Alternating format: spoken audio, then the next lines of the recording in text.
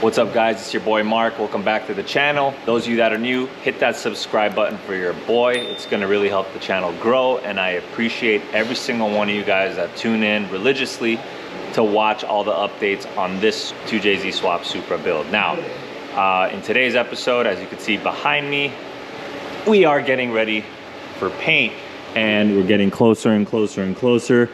Bunch of updates.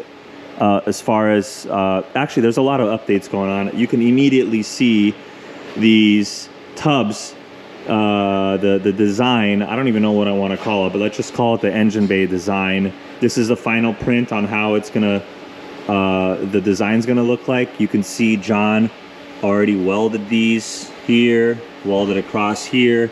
These are just a couple of welds here, but we're gonna weld the whole thing all the way, smoothing it out so it looks like it's part of the body pretty seamlessly. Same on this side. In the other episode you guys saw, we brought it up a little bit higher to where it sits now, so it looks really, really cool. A couple other things you can notice: all the wires, all the AC, the ABS, everything has been taken out, and you could see the back heating pad, whatever, has been taken out. We're gonna take this out, we're gonna take that out.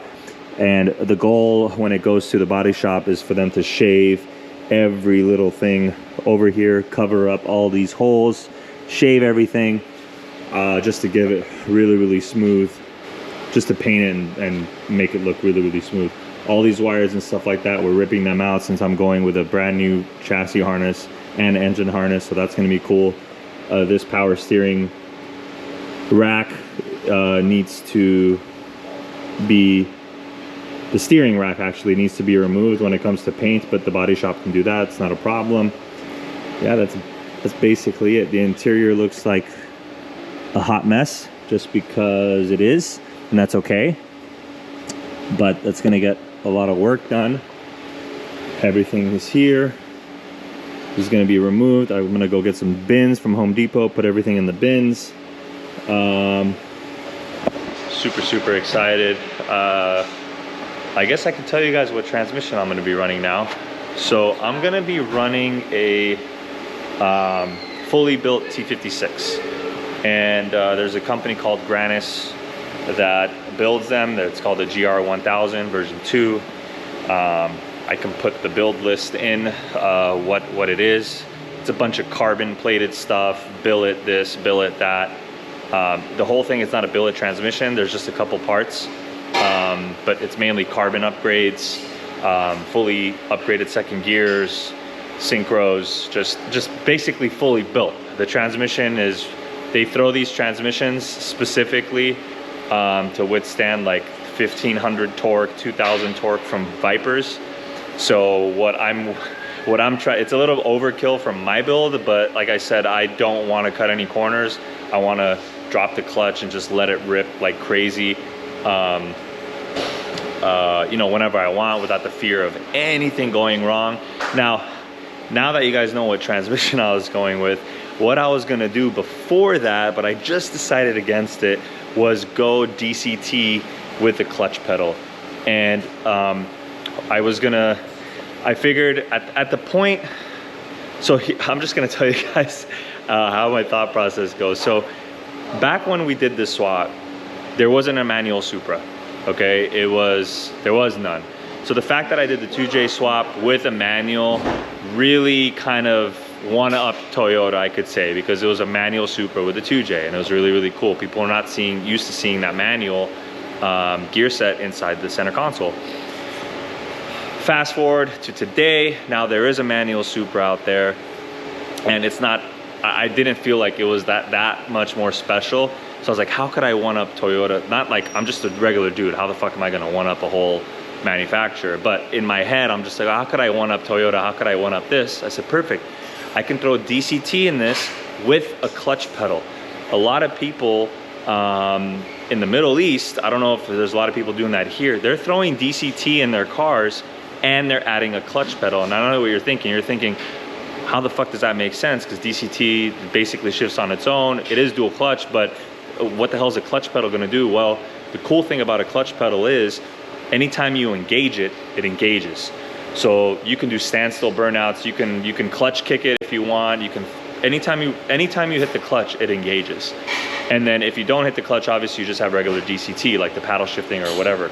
And I thought that was like the next evolution for the car, just because it never came with DCT. It came with a torque converter in the beginning, and DCT is kind of upgrading the new 2J and all this other stuff.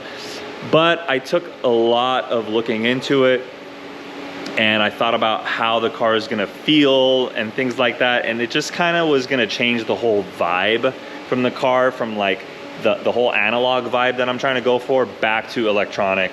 And it took me a really hard time. I know me and Sam were talking about this. Sam actually really convinced me to go that route. But at the end of the day, I decided just to go the fully built T56, keep the 6-speed gearbox in there, just make it as traditional as possible. So that's basically where I'm at. So yeah, guys, the motor's about to get disassembled and going to the machine shop. Yeah, we took these off. This actually holds the headlight brackets and stuff like that in. The cool thing about this from the factory is that it's aluminum. And I don't know if you guys remember that I have an aluminum brace that goes across here. And I'm just gonna turn this into raw aluminum and brush this as well, just so it looks like it's one piece. But holy shit, I guess, I mean, we're almost there. I'd say maybe in like a week. Maybe in a week, this car is gonna be gone to the paint shop, and I'm gonna spend a lot of time there just going over the full build on what I want done and what I want covered and all this other stuff. So it's gonna be cool. Tell me what you guys think about this design. It's really, really sick. Look how seamless it is from under here, or it's gonna be.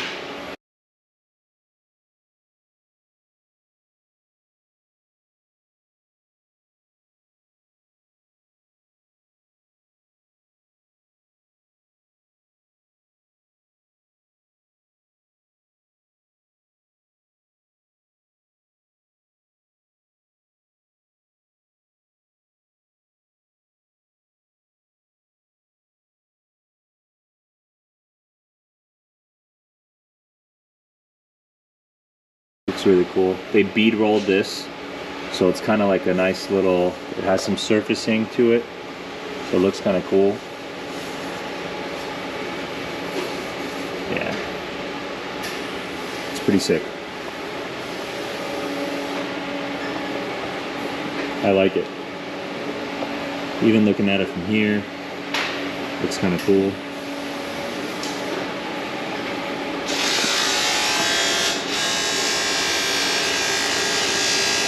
That looks cool. I like it.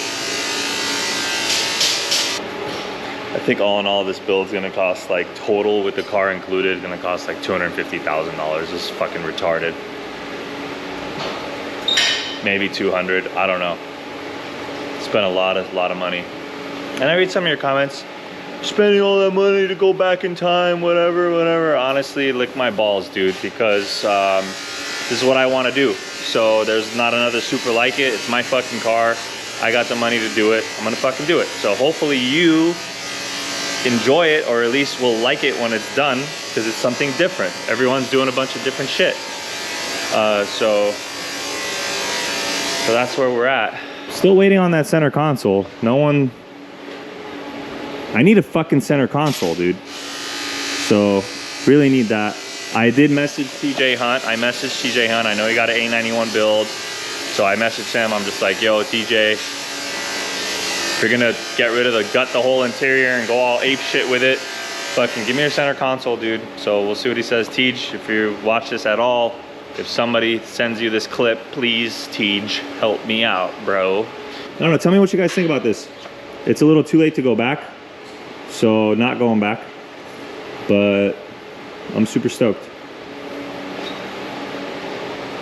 I am super stoked. I did make a post about Ganador mirrors. I saw Adam LZ's Supra had Ganador mirrors. I guess I didn't see the episode where he 3D printed and retrofitted other Ganador mirrors on his car.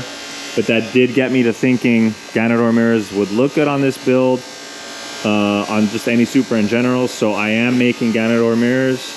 in fiberglass and in Kevlar option. So if there's a market for them, maybe I'll sell them to you guys. I don't know if there's any interest, but I'm definitely gonna make it for myself. So that's part of the next step while the Supra is getting painted. It's getting covered. I'm gonna paint all this. Yeah. Oh, here's an interesting thing. Do I widen the rear? Because I can have the body shop pull this rear end out a little bit, maybe like an inch, so I can fit bigger tires back here.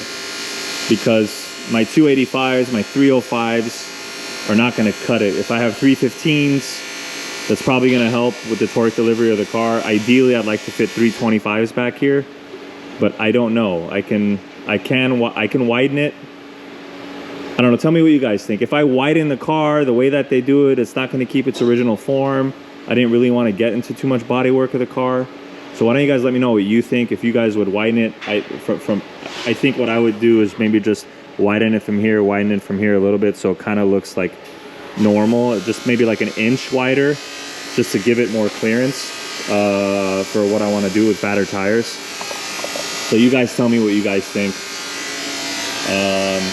All the carbon is going to be resent out to get recarboned.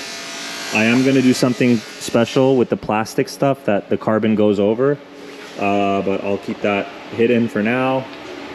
Is there anything you want to tell the audience, for anything specific? Because I'm in love with this.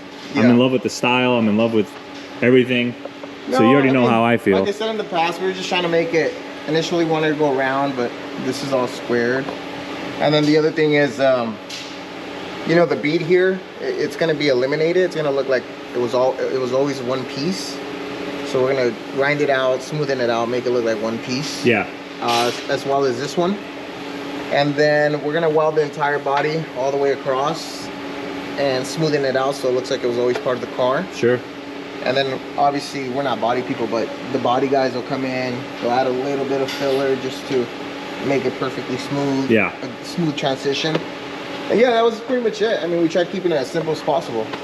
And it's going to be cool too, because I don't know if they remember, if your viewers remember, the piece that went here has dimple dies. Yeah, it does. And then the thing too is, like, dimple dies are cool, but it's real easy to overdo it. Yeah. You know? And that's why earlier, as I showed you some of the other pictures we showed you, the other ones we tried, it had too much, and it just looked like way too much going on. Yeah. They went through like 20 different fucking designs on the fucking, on everything. It takes like 5 times to do one.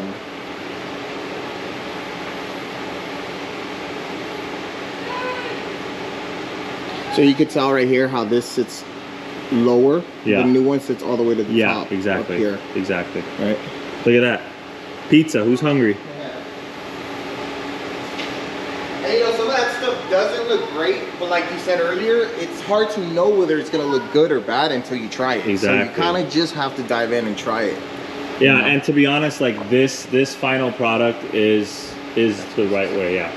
Should we look through Chris's phone? But yeah, other than that, guys, the car is going to leave here in a few days. So now it's my turn to plan for this car being out of here. Now the question is, do you want my S15 in here right away, or you want to wait a little bit? Or it's your call, man. Do you have room, like, to do stuff? Or yeah, should we talk off camera? I mean, we'll discuss that. We'll talk off camera. Yeah, we'll talk. We'll talk next week. But I have to decide either. Why don't you guys let me know? Should I put the S15 in here and build that for drifting, or you want the R34 in here to do the motor swap in the R34 and build the R34? So you guys tell me which one you guys want to see the most, and I'll do my best to get it in here. But I need you guys to subscribe to this channel. Please hit that subscribe. It's going to help me out. I appreciate you guys. Love each and every one of you guys. Let's get to 100K this year, and I will catch you guys on the next one. Thanks. Peace.